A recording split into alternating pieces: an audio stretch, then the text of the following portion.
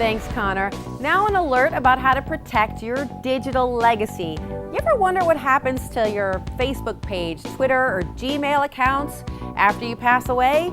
Well, it might not be as easy as you think for loved ones to recover what you left behind. Ariel Wessler has a list of tips to help you protect your digital belongings. I died for 7 minutes. Have you planned for your digital afterlife?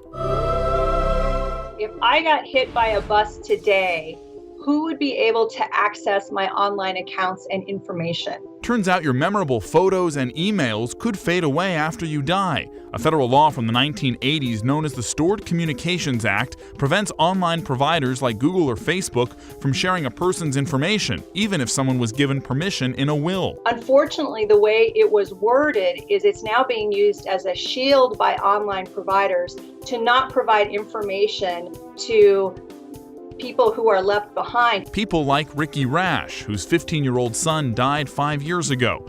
Rash had to battle Facebook to access his son's account and save precious information from his page. I was flabbergasted that anyone could take my rights away as a parent. Rash and some legal groups have since been fighting to change the federal law, which they consider incredibly outdated. Nobody likes to think about what happens when you cash in your chips, buy the farm, kick the bucket, but online companies are making it easier to plan now. Google has started its inactive account manager, which allows you to decide what happens to all your emails and personal account information.